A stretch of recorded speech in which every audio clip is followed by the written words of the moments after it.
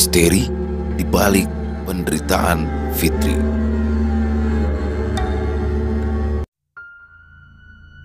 Sudah beberapa hari ini, Fitri mengurung diri di dalam kamarnya. Dirinya masih terpukul atas kematian Darwis, kekasih hatinya yang tewas akibat kecelakaan motor saat akan menjemput dirinya. Masih terngiang-ngiang dalam ingatannya makian dari ibunda Darwis yang menyalahkan dirinya atas kematian anak kesayangannya itu. Ini semua gara-gara kamu. Dasar perempuan sialan. Pergi kamu dari sini, teriak ibu Darwis ketika itu penuh emosi.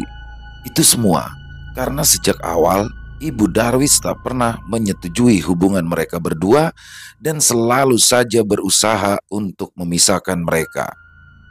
Sebenarnya Fitri sudah lama berniat untuk mundur, tapi waktu itu Darwis selalu saja bisa menguatkan dan juga meyakinkan dirinya bahwa suatu saat nanti hati ibunya akan luluh. Dan kini Darwis telah tiada, menyisakan kepedihan dan juga kerinduan yang teramat dalam. Sejak peristiwa itu, semangat hidup Fitri seolah sirna. Dirinya pun seperti tak punya lagi tujuan hidup. Tapi untungnya, Fitri memiliki seorang sahabat karib, temannya sesama karyawan pabrik yang bernama Rosma. Dia yang selalu setia menemani dan membantu Fitri melalui hari-harinya yang berat. Hampir setiap hari, Rosma berkunjung ke rumah Fitri demi menguatkan sahabatnya itu. Hingga akhirnya, dengan bantuan Rosma, Fitri pun perlahan-lahan mulai bangkit. Mentalnya kini mulai stabil dan semangat hidupnya sedikit demi sedikit timbul kembali. Seiring berjalannya waktu, Fitri pun akhirnya mampu keluar dari trauma kejadian tragis itu dan mulai bisa menjalani kehidupannya kembali.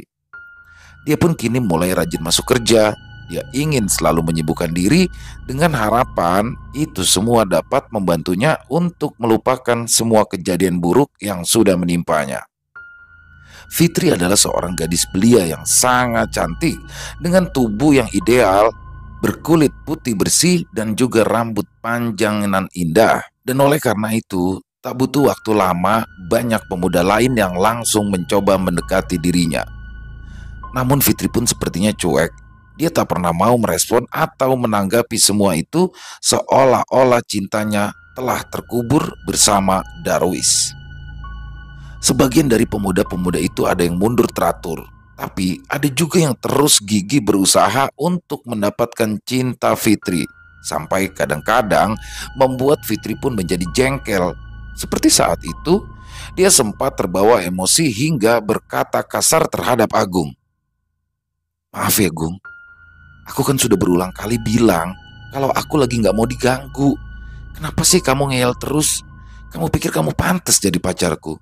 Jangan ngimpi Gung," hardik Fitri saat itu. Agung pun hanya bisa diam dengan wajah memerah menahan emosi dan akhirnya mundur teratur lalu berbalik pergi. "Kayaknya dia marah deh Fit. Aku gak nyangka deh kamu bisa bersikap seperti itu," ucap Rosma mencoba mengingatkan. "Habisnya aku jengkel Ros, kemana-mana selalu ada dia. Kan aku jadi gak nyaman," jawab Fitri. "Ya mestinya kamu itu bersyukur loh Fit. Banyak banget yang suka sama kamu. Coba lihat aku, boro-boro ada yang mau," keluh Rosma. Fitri pun kala itu hanya bisa tersenyum kecil menatap Rosma. Ya, sahabat setianya yang bertubuh gembrot dengan wajah penuh jerawat. "Kalau aku jadi kamu, betapa bahagianya aku. Pasti Mas Ganteng mau sama aku," ucap Rosma lagi. "Mas Ganteng? Siapa tuh?" tanya Fitri penasaran. "Ada deh, Mas Ganteng pujaanku," jawab Rosma sambil senyum-senyum sendiri. "Sorak-sorasiaan, serah kamu. Tapi kalau aku mau seganteng apapun, aku gak bakalan tergoda. Aku itu cinta mati sama Mas Darwis," ucap Fitri lagi. Namun nasib manusia ada di tangan Tuhan. Hidup, mati, dan rezeki telah tertulis dalam takdirnya, termasuk juga jodoh. Hari itu, seusai jam kerja, Fitri nampak berdiri di samping jalan seperti gelisah sedang menunggu seseorang. Nampak seseorang pemuda memperhatikan dirinya dari jauh. Lalu ia pun mendekat. "Nunggu siapa, Fit? Kok kayaknya gelisah?" tanya pemuda itu. "Mas Chandra, lagi nunggu bapak. Biasanya bapak yang jemput. Tapi nggak tahu, dari tadi belum sampai," ucapnya pelan. Lalu Fitri pun terlihat sibuk menelpon seseorang. Kemudian wajahnya pun nampak bingung. Seusai berbicara di telepon dan melihat hal itu, Chandra langsung bertanya, "Kenapa, Fit? Kok malah jadi bingung gitu?" tanya Chandra penasaran. "Bapakku nggak bisa jemput, motornya mogok. Aku disuruh pulang sendiri deh," jawab Fitri dengan nada sedih. "Oh, ya udah, bareng aku aja. Kebetulan kita searah kan?" balas Chandra sambil tersenyum. Fitri kala itu nampak ragu, tapi kemudian Chandra coba membujuk lagi. "Udah yuk, nanti keburu hujan tuh. Lihat coba, mendung banget kan?" ucap Chandra sambil menunjuk ke arah langit. Akhirnya Fitri pun menerima tawaran dari Chandra dan mau pulang naik motor diantar Chandra hingga sampai ke rumahnya. Akan tetapi ternyata semuanya bermula dari situ. Kian hari mereka berdua kian dekat karena kebetulan mereka bekerja di tempat yang sama. Tapi Chandra memang memiliki jabatan yang lebih tinggi sebagai seorang supervisor. "Kamu sekarang lagi deket sama Chandra ya, Fit?" tanya Rosma yang saat istirahat makan siang di pabrik. "Enggak kok, cuma temenan aja," jawab Fitri. "Tapi kalau aku perhatiin, kayaknya Mas Chandra itu suka sama kamu deh," lanjut Rosma lagi. Fitri tak mau menjawab, gadis itu pun hanya tersenyum. Memang bagi Fitri, Chandra berbeda dari semua pria yang pernah mencoba untuk mendekatinya. Tidak terlalu antusias, malah kadang terkesan acuh, tapi justru itulah yang membuat Fitri menjadi penasaran. Dan yang paling utama, Fitri seakan menemukan kembali sosok Darwis di dalam diri Chandra yang membuatnya semakin terpikat dengan pemuda itu. Tapi kemudian, entah mengapa, Fitri selalu saja mendapat nasib buruk bila berhubungan dekat dengan seorang pria. Baru saja dia ingin memulai lembaran kisah cinta yang baru, tapi dia malah mengalami beberapa kejadian aneh, dan disinilah semua kisah mengerikan itu dimulai. Bermula pada suatu ketika, entah mengapa dia mengalami kerontokan pada rambutnya. Pada awalnya dia berpikir jika itu adalah hal yang biasa, tapi kian hari semakin menjadi-jadi. Sampai akhirnya dia pun merelakan rambutnya yang panjang dan indah itu dipotong pendek untuk menghindari kemungkinan yang lebih buruk. Tapi ternyata bukan itu saja. Bersamaan dengan itu, hampir di setiap malamnya dia mengalami mimpi buruk. Di dalam mimpinya itu, dia seolah-olah sedang berada di tengah-tengah area pekuburan. Lalu, di malam-malam yang lain, dia bermimpi seolah-olah dirinya berada di dalam liang lahat yang sempit dan gelap. Semuanya terasa sangat nyata, dan yang membuatnya heran adalah setiap kali ia terbangun dari mimpi buruknya itu, dadanya terasa sesak hingga ia pun kesulitan untuk bernafas. Namun, ketika dia coba untuk pergi ke dokter dan menanyakan tentang semua keluhan yang dideritanya, dokter tidak menemukan sesuatu yang perlu dikhawatirkan secara medis. Ya, secara medis Fitri dinyatakan sehat. Akhirnya Fitri pun mencoba untuk tidak terlalu serius memikirkan tentang kondisinya itu, karena dokter juga mengatakan mungkin itu semua karena ia terlalu lelah dalam bekerja. Tapi ternyata itu semua belum seberapa dibanding kengerian yang telah menantinya di hari-hari ke depan. Pada awalnya, ketika pada suatu kali dia dan Chandra sedang duduk ngobrol berdua, tiba-tiba saja pemuda itu mengeluh jika mencium bau sesuatu yang membuatnya tak nyaman. "Fit, maaf ya, kok kayaknya kamu bau bangke sih?" tanya Chandra sambil menutupi hidungnya. Fitri heran, spontan ia pun mencium ke bagian ketiak. "Masa sih mas, jangan ngaco deh. Kok aku nggak ngerasain nyium bau apa-apa?" balas Fitri. Chandra penasaran dan ia pun lalu mendekatkan hidungnya ke arah badan Fitri. "Iya, beneran, bau bangke. Mungkin dari baju kamu deh. Masa kamu nggak nyium sih?" ucapnya lalu mundur menjauh. "Enggak tuh mas, kok aku nggak nyium bau apa-apa ya?" "Kamu ngeledek ya, mau ngerjain aku ya?" jawab Fitri setengah tertawa. "Enggak, aku serius. Aduh maaf ya, aku nggak tahan, mau ke toilet dulu. Chandra pun berucap sambil bergegas lari menuju ke arah toilet. Fitri yang ditinggal sendirian hanya bisa melongo kala melihat Chandra yang berlari ke arah toilet. Bau bangkai, masa sih? Aneh, batin Fitri berucap dia yang jadi penasaran lalu bergegas pergi menuju ke arah toilet wanita. Kebetulan di sana sedang sepi, tidak ada siapa-siapa. Dia pun segera membuka kemejanya lalu ia endus-endus hingga berkali-kali namun tak ada bau apa-apa, yang ada justru harum semerbak bau parfum favoritnya. Aneh deh, bau bangkai dari mana ya? Batinnya terheran. Tapi saat ia kenakan kembali bajunya, lalu pergi bercermin, spontan ia menjerit keras. Kala itu ia melihat seperti ada sosok bayangan putih sedang berdiri di belakangnya. Sontak ia pun lalu berlari berhamburan keluar dari dalam toilet. Dadanya berdegup kencang dan kakinya gemetar. Akhirnya dia terduduk lemas, dadanya turun naik. Dia mencoba untuk mengatur nafas, sekedar menenangkan diri. Mungkin aku salah lihat tadi. Masa iya ada setan siang-siang begini? Batinnya mencari alasan agar ia bisa tenang. Tadinya Fitri coba tak menanggapi dengan serius kejadian itu, tapi ternyata Chandra memang serius. Esok harinya, hampir setiap orang yang berada di dekatnya akan mengeluhkan hal yang sama, bau bangkai. Dia sudah coba menutupinya dengan menggunakan parfum sebanyak mungkin, tapi itu tak banyak membantu. Lalu dia coba mandi sebersih mungkin, tapi hasilnya tetap sama. Dan makin hari, keadaan pun makin bertambah buruk. Perlahan-lahan semua orang mulai menjauhi dirinya. Bahkan Chandra yang tadinya sempat dekat, kini mulai menjauh dan selalu menghindar. Situasinya pun makin berlarut-larut. Orang-orang mulai bergunjing dan berbisik-bisik membicarakan tentang dirinya. Isu-isu dan spekulasi merebak dengan liar, semakin membuat dia merasa tertekan dan kian terpojokan. Kedua orang tuanya pun amat prihatin atas kondisi putri mereka saat itu, karena mereka juga mencium bau yang sama. Tapi aneh di sini, Fitri justru tidak merasa mencium bau apa-apa. Terkesan menutup-nutupi kondisinya. Gadis itu pun sepertinya tak ingin membuat kedua orang tuanya menjadi khawatir.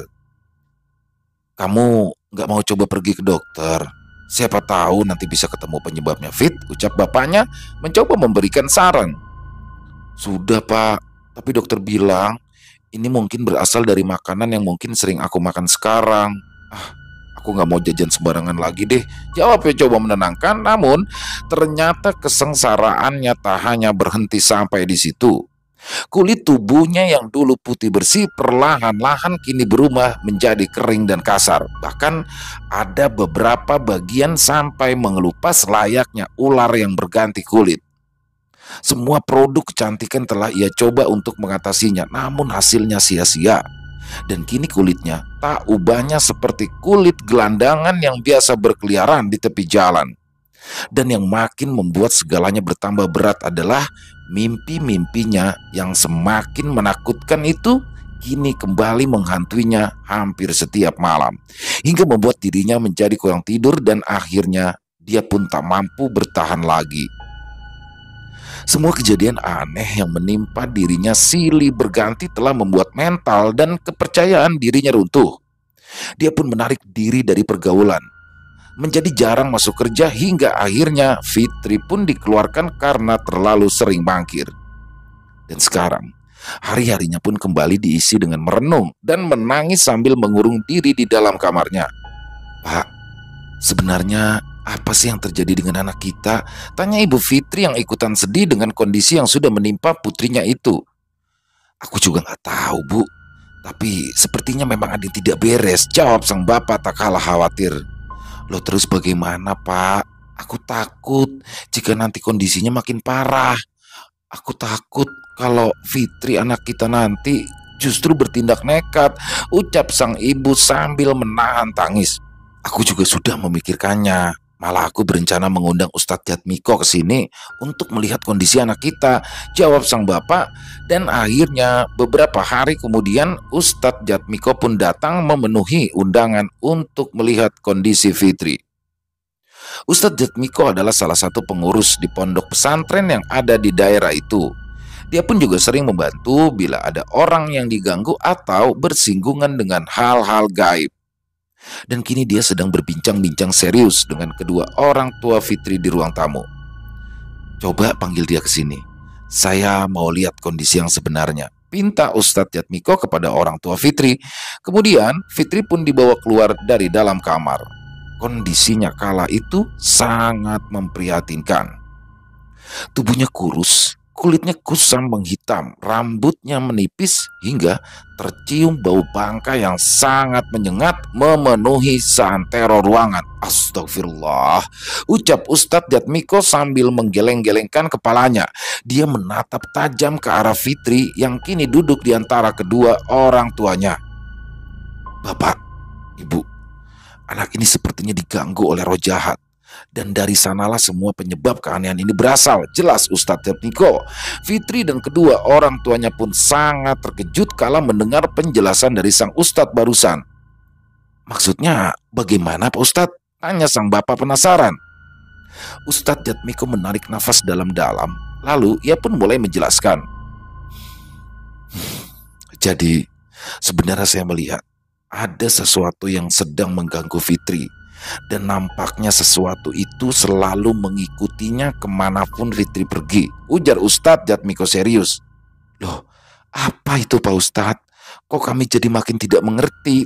Tanya sang ibu. Fitri dan kedua orang tuanya lalu menatap Ustadz Jatmiko menunggu jawaban darinya. Pocong. Selama ini Fitri diganggu oleh sosok pocong. Makhluk itu selalu ada di dekat Fitri dan mengikuti kemanapun dia pergi, menebarkan bau bangkai yang busuk dan menyengat, jawab Ustadz Jatmiko. Seketika Fitri dan orang tuanya menjerit kaget, saling pandang satu dengan yang lain, seolah tak percaya dengan apa yang barusan mereka dengar. Dan bahkan saat ini dia itu sedang berdiri di sana, sambung Ustadz Jatmiko sambil menunjuk ke arah belakang Fitri. Fitri pun menjerit memeluk sang ibu, kemudian mereka berdua pindah duduk bergeser ke samping Ustadz Jatmiko. Wajah keduanya nampak sangat ketakutan. Bapak Fitri pun coba menenangkan keluarganya, lalu kemudian ia bertanya, Pak Ustadz tahu kenapa bisa begitu? Kenapa bisa anak saya itu diikuti pocong? Ucapnya penasaran. Sementara saya belum bisa memastikan Pak. Tapi sekarang yang penting kita harus membebaskan Fitri dari gangguan makhluk jahat itu, jawab Ustadz Jatmiko mencoba menjelaskan. Lalu caranya bagaimana Pak Ustadz? Tanya sang bapak penasaran. Fitri dan ibunya kala itu hanya terdiam sambil terus berpelukan dengan wajah pucat penuh rasa ketakutan. Saya berniat meruqyah Fitri. Insya Allah dengan cara itu maka Fitri bisa terbebas dari gangguan makhluk itu, ucap Ustadz Jatmiko dengan penuh keyakinan. Fitri dan orang tuanya nampak terdiam, bapaknya manggut-manggut. Dia nampak paham dengan apa yang dimaksud oleh Ustadz Jatmiko. Akhirnya hari itu juga Ustadz Jatmiko melakukan beberapa persiapan untuk meruqyah Fitri dengan disaksikan oleh kedua orang tua gadis itu. Setelah semuanya siap, lalu dimulailah proses ruqyah tersebut. Ustadz Jatmiko pun mulai melantunkan ayat-ayat suci di hadapan Fitri yang kini duduk bersimpuh. Awalnya, Fitri nampak biasa-biasa saja saat ia mendengarkan lantunan ayat-ayat suci yang dibacakan Ustadz Jatmiko. Tapi perlahan-lahan wajah dan sikap gadis itu kini mulai berubah. Duduknya mulai tak nyaman, wajahnya nampak gelisah, lalu tiba-tiba saja gadis itu melotot dan kemudian menggeram dengan suara yang aneh. Fitri menggeram berat dengan suara yang berbeda, lalu menggelepar-gelepar di lantai dengan gerakan yang liar tak terkendali. Pergi. Jangan ganggu anak ini lagi, hardik Ustadz Jatmiko di sela-sela lantunan ayat-ayat suci yang terus dibacanya dengan nada yang semakin keras. Fitri menjawab dengan geraman mengerikan. Lalu ketika Ustadz Jatmiko makin mengeraskan suara lantunan ayat-ayat sucinya, tiba-tiba Fitri berdiri dan bergerak dengan aneh. Tangannya bersedekap persis seperti posisi tangan pocong, lalu melompat-lompat liar seolah-olah ingin pergi dari situ, tapi tak bisa. Kembali ke asalmu, Kembali kepada siapapun yang sudah mengirimu, teriak Ustadz Jatmiko sambil menyentuh beberapa bagian tubuh Fitri dengan tongkat kecil yang mana sudah dipersiapkan sejak tadi. Fitri pun langsung meronta-ronta kesakitan saat beberapa bagian tubuhnya disentuh oleh tongkat kecil milik Ustadz Jatmiko. Lalu gadis itu nampak kejang-kejang dengan mata mendelik putih sambil meraung panjang dengan suara yang parau. "Kuburan, kuburan," ucap Fitri dengan suara yang sangat berat, dan ketika Ustadz Jatmiko memukulkan tongkat kecilnya ke arah punggung, gadis itu pun langsung muntah-muntah dan terkulai lemas. Setelah itu, dengan dibantu oleh ibunya Fitri, gadis itu pun diminumkan air putih yang sudah dibacakan doa-doa. Dan perlahan kondisinya pun kini mulai tenang. "Alhamdulillah," ucap Ustadz Jatmiko lega. Ibu dan bapak Fitri pun nampak sangat gembira kala mereka melihat putri semata wayangnya kini baik-baik saja. Setelah semua selesai, Fitri pun lalu dibaringkan di dalam kamarnya untuk beristirahat ditemani oleh ibunya. Ustadz Jatmiko dan bapak Fitri pun lanjut berbincang-bincang serius di teras rumah. "Selanjutnya bagaimana Pak Ustadz?" tanya bapak Fitri dengan nada penasaran. "Insya Allah Fitri akan baik-baik saja Pak, tapi tugas kita belum selesai," jawab sang Ustadz. "Belum selesai bagaimana ya Pak Ustadz? Maaf kalau saya kurang paham dengan maksud Pak Ustadz," sambung sang bapak heran. Ustadz Jatmiko di sini terdiam, wajahnya nampak serius, kemudian ia menjelaskan panjang lebar. "Fitri terkena teluh atau guna-guna kiriman dari seseorang, sebuah teluh jahat yang menikahkan dirinya dengan sesosok mayat. Akibatnya, dia itu akan selalu didampingi oleh roh dari sang mayat yang sudah dinikahkan dengan dirinya. Dan ini akan sangat berbahaya karena bisa mengakibatkan kerusakan pada fisik dan juga mental dari si korban. Bahkan bisa berakhir dengan kematian." Bapak dan Fitri terkejut begitu mendengar penjelasan dari Ustadz Jatmiko barusan. "Ya Allah, lalu saya harus bagaimana Pak? Tolong selamatkan putri saya Ustadz," pinta bapak Fitri memelas. Lalu Ustadz Jatmiko pun kembali menjelaskan, "Kita harus segera menemukan alat atau benda yang telah digunakan sebagai media teluh oleh si pengirim itu. Dan kita pun harus segera menghancurkannya. Apa Pak Ustadz tahu kira-kira di mana benda itu berada?" tanya sang bapak lagi. "Insya Allah Pak, tadi saya sudah mendapatkan petunjuk. Nanti saya akan segera mencarinya. Doakan saja Pak," jawab Ustadz Jatmiko. Keesokan harinya, sesuai petunjuk yang didapat, Ustadz Jatmiko pun mulai melakukan pencarian. Saat diruqyah, roh itu bilang kuburan, batin Ustadz Jatmiko berucap. Ustadz Jatmiko pun mulai mendatangi beberapa area pemakaman umum yang ada di sekitaran situ. Namun setelah menelusuri sejumlah lokasi pemakaman, usahanya belum juga menampakkan hasil.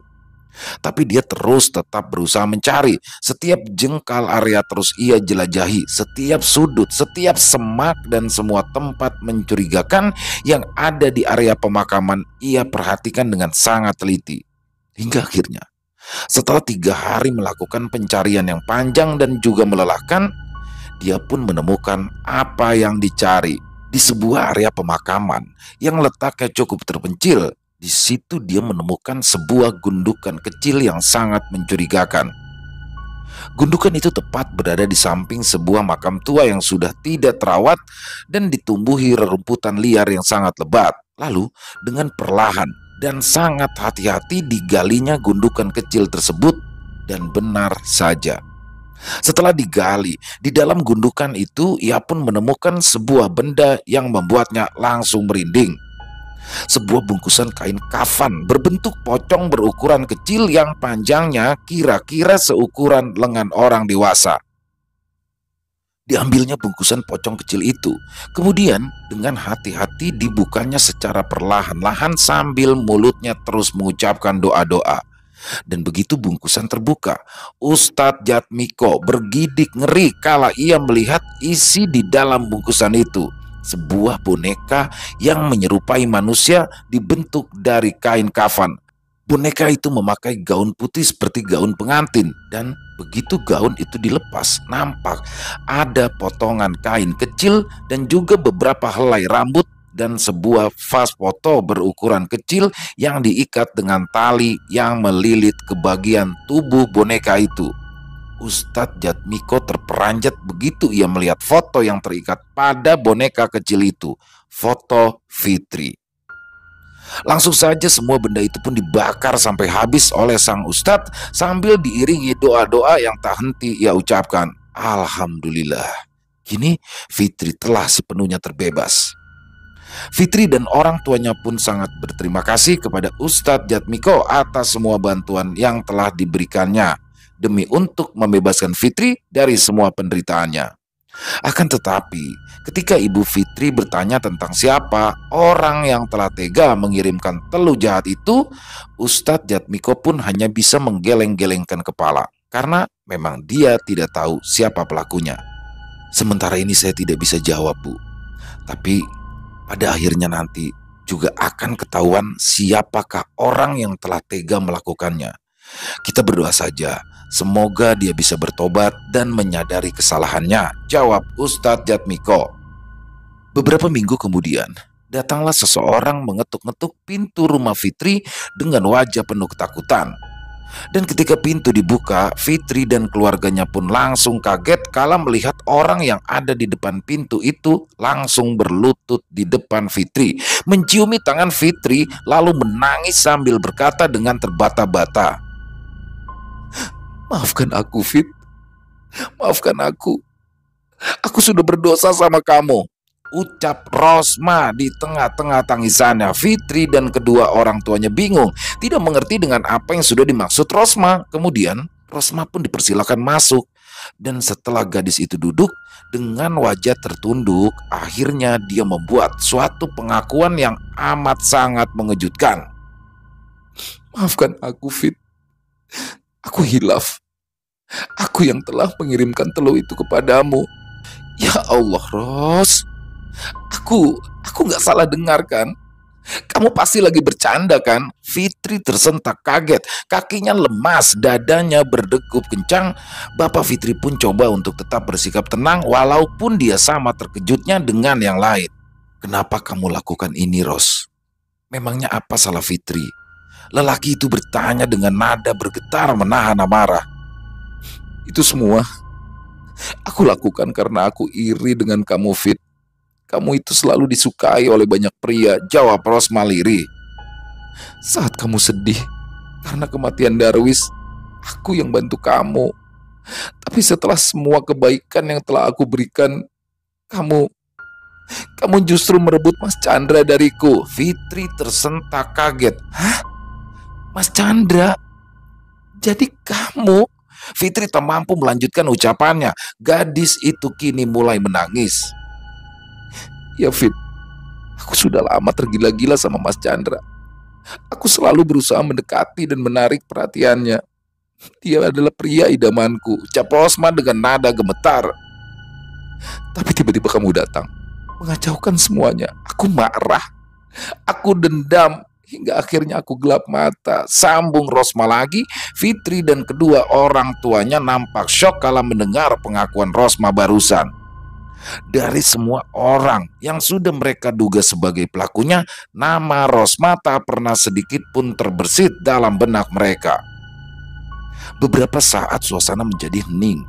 Fitri terus saja menangis dalam pelukan ibunya, sedangkan Rosma pun hanya terdiam menunduk sambil terus mengusap air mata. Kemudian Rosma dengan suara bergetar mencoba kembali berbicara.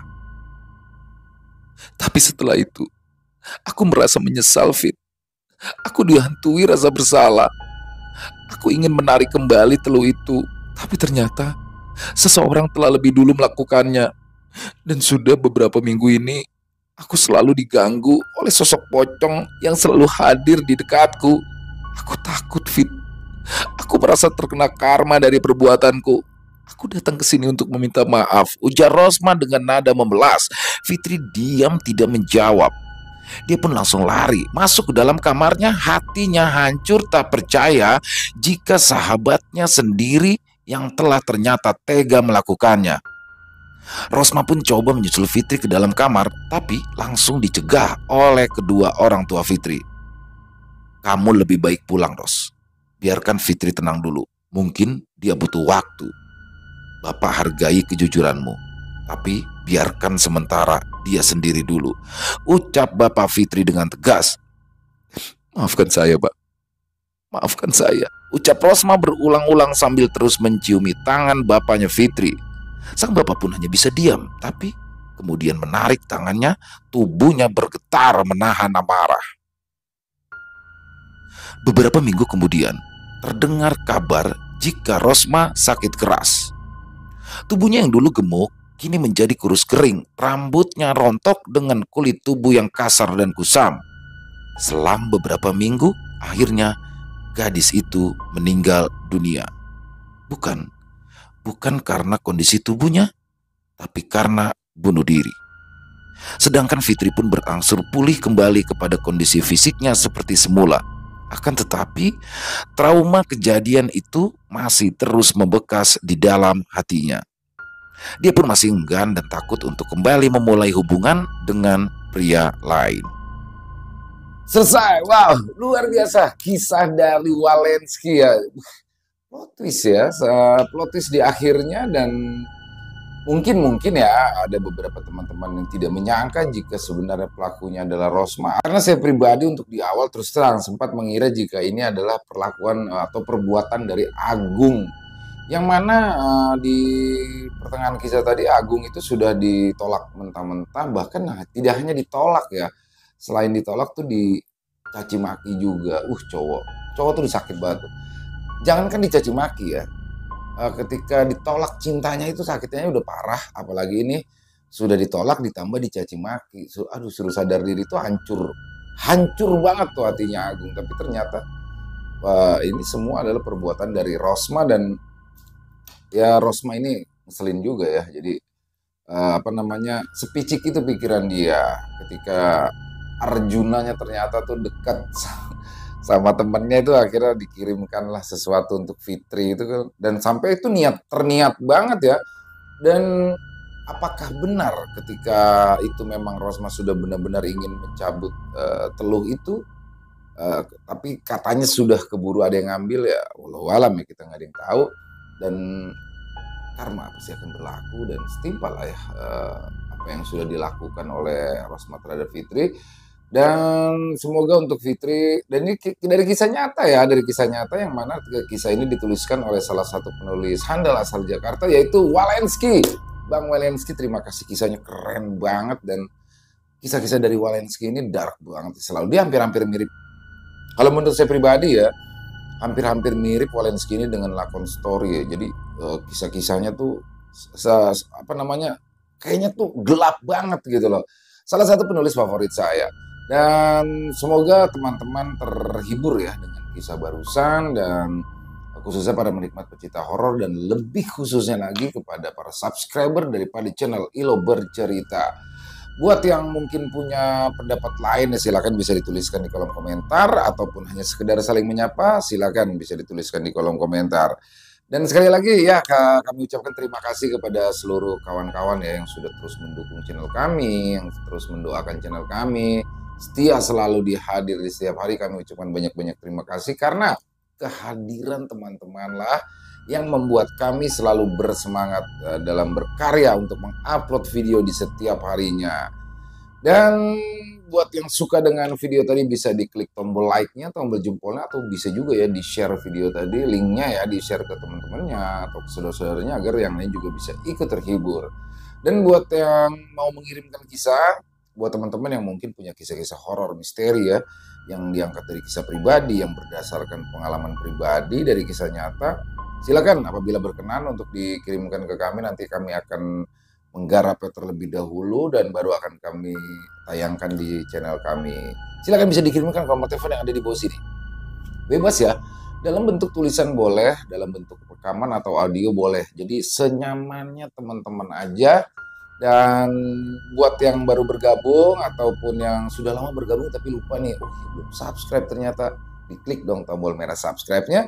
Jangan lupa lonceng notifikasinya dinyalakan agar teman-teman selalu mendapatkan notifikasi dari konten-konten yang akan kami upload selanjutnya. Dan untuk channel Ilo Bercerita ini kami akan upload di setiap hari, setiap jam 9 malam. Sorry ya, selama ini kita nggak ngomong jam 9 malam waktu Indonesia Barat. Jadi beda-beda ya, karena banyak juga nih teman-teman di luar ya, di luar Indonesia, di Taiwan, di Hong Kong, di Malaysia, di Singapura, ada juga yang dari USA ya. Aduh luar biasa deh pokoknya teman-teman semua. Dan ada waktu Indonesia Tengah, ada waktu Indonesia Timur. Jadi jam 9 ini waktu Indonesia Barat. Saya diingetin nih sama tim saya, katanya ini waktu Indonesia Barat gitu. Oh iya, beda-beda. Dan sekali pokoknya terima kasih kami ucapkan sebesar-besarnya kepada teman-teman semua. Dan di akhir kata, saya Ilo mengucapkan permohonan maaf apabila mungkin dalam pembawaan kisahnya tadi ada kata-kata saya yang salah, ataupun mungkin ada kata-kata saya yang kurang berkenan ya di hati teman-teman. Saya mohon dibukakan pintu maaf yang seluas-luasnya, karena saya hanyalah manusia biasa, tempatnya salah dan dosa. Dan sampai berjumpa lagi di konten-konten kami selanjutnya yang pasti tidak kalah serunya, yang pasti tidak kalah horornya, masih bersama saya Ilo di channel Ilo Bercerita. Salam sehat juga selalu untuk teman-teman semua. Amin amin ya rabbal alamin. Wassalamualaikum warahmatullahi wabarakatuh.